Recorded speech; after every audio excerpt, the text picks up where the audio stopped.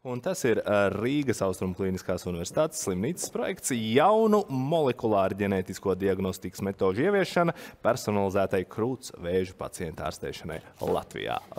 Lūdzu!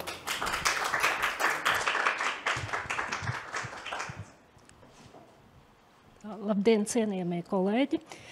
Klātesošie, mans vārds ir Alīnta Hegmane, es esmu onkoloģa ķimijterapeite Rīgas Austrumu Kliniskajā universitātes slimnīcā, un es gribu prezentēt projektu jaunu molekulāru ģenētisko diagnostikas metožu ieviešana personalizētai krūts vēža pacientu ārstēšanai Latvijā. Krūts vēzis, kā visi droši vien zina, ir biežākais ļaundabīgais audzējs sievietēm gan Latvijā, gan pasaulē. Un Latvijā katru gadu pirmo reizi ar šo diagnozi saskarās apmēram 1200 sievietes un viņu tuvinieki. Ir jāuzsver, ka visi krūts vēži nav vienādi. Krūts vēžiem var būt atšķirīga prognoze un atšķiras arī ārstēšana. Biežākie ir tieši luminālie vēži, tas ir receptori pozitīvi, HER negatīvi, kur terapijas izvēle noteikti ir hormonterapija, bet jautājums ir par ķīmijterapiju. Vai ķīmijterapijas pievienošana šīm pacientēm samazina recidīvu risku un palielina iespēju izdzīvot. Ir labi zināms, ka pēcoperācijas sistēmiska terapija, hormonterapija un ķīmijterapija samazina šo recidīvu risku. Un ja hormonterapijas gadījumā ieguvums ir praktiski visās pacientu grupās, apmēram 15%, tad ķīmijterapijas ieguvums, kaut arī ir statistiski ticams, var svārstīties no apmēram 3 līdz 15%. Kāpēc visām pacientēm nenozīmēt šādu efektīvu terapiju? Protams, šai efektivitātei ir cena, un cena ir ķīmijterapijas blaknes. Blaknes var būt īstermiņa, kas samazina dzīves kvalitāti, piemēram, matu izkrišana vai vājums nespēks vai slikta dūša, bet īstermiņa blaknes var arī apdraudēt dzīvību. Piemēram, 20% gadījumu var būt febrila neitropēnija vai sepse. Blaknes var būt ilgtermiņa, kas var radīt paliekošu invaliditāti, piemēram, sirds mazspēja vai perifēra neiropātija, vai var rasties arī sekundārs vēzis, reti, bet var. Un, protams, ķīmijterapija ietekmē gan pašu pacientu, gan viņa tuviniekus, gan sabiedrību kopumā, jo ķīmijterapijas laikā reti, kurš ir spējīgs turpināt savu aktīvo darbu. Kā izvēlēties, kurām pacientēm ir ieguvums no terapijas? Ir vairāki ģenētiskie testi, lai mēģinātu atbildēt uz šo jautājumu, un Oncotype ir tests ar visaugstāko pierādījumu līmeni.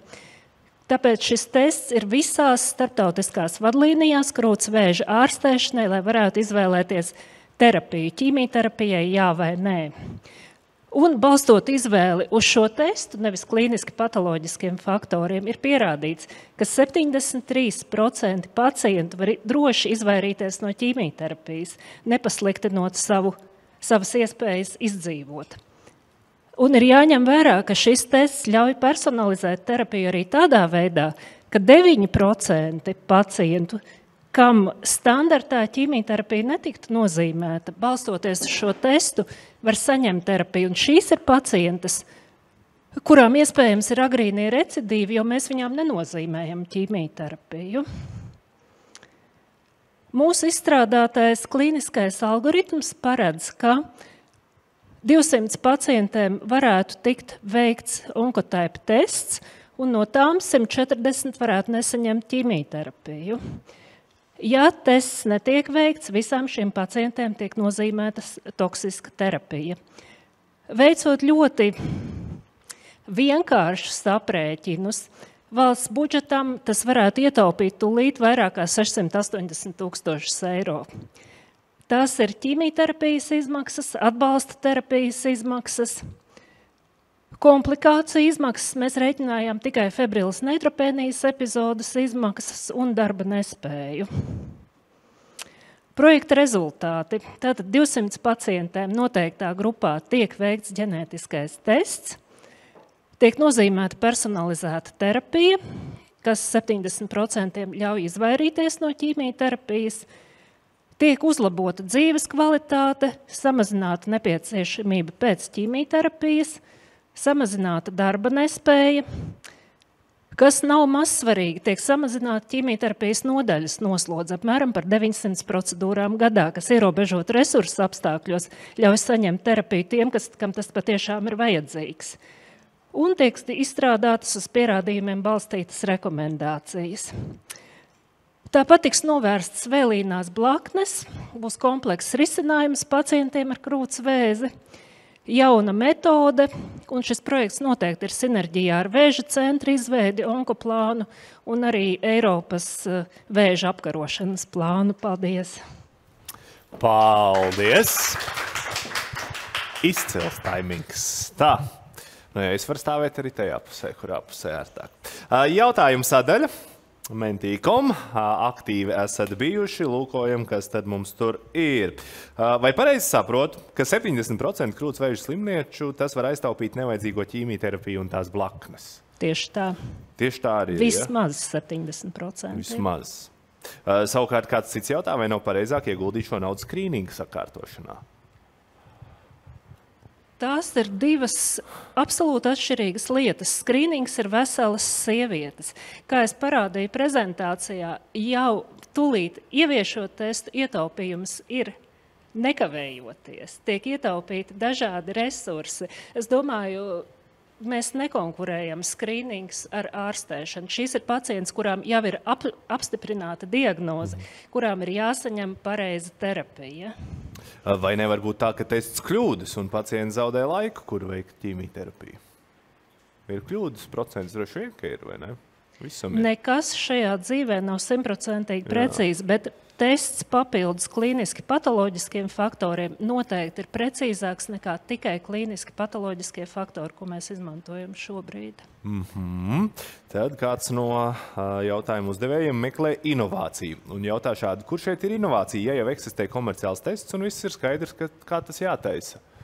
Inovācija ir Latvijas pacientiem, lai pacientis varētu saņemt tādu pašu, lai viņas netiktu diskriminētas un saņemt atbilstošu terapiju tāpat kā citur Eiropā un pasaulē.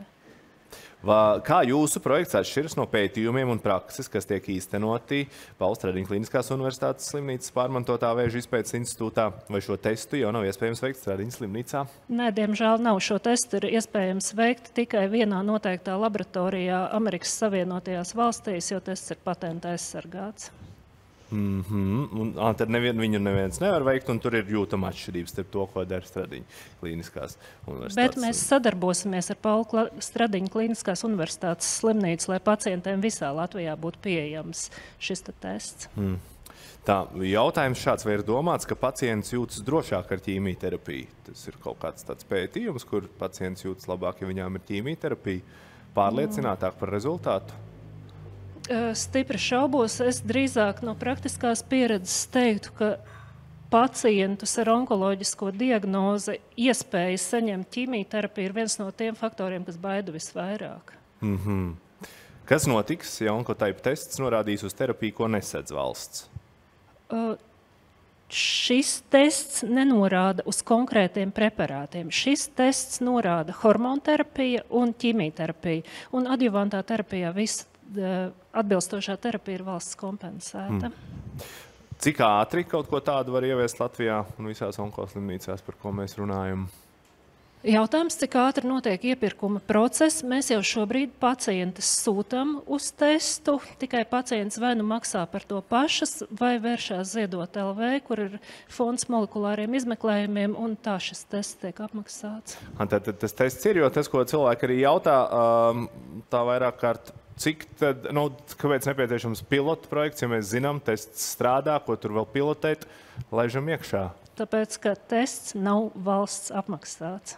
Un tas būtu tas, kas ir šī projekta mērķis? Tas ir tas, kas ir projekta mērķis, lai pierādītu, ka tas tiešām strādā, ka tas palīdz, tas ir efektīvs, tas palīdz ietaupīt finanses līdzekļus. Un nemaz nerunājot par pacientu dzīves kvalitāti un pieredzi. Labi, tas izskatās, ka jautājumu sadaļā mums laikam ir viss. Paldies, īsi un kodolīgi.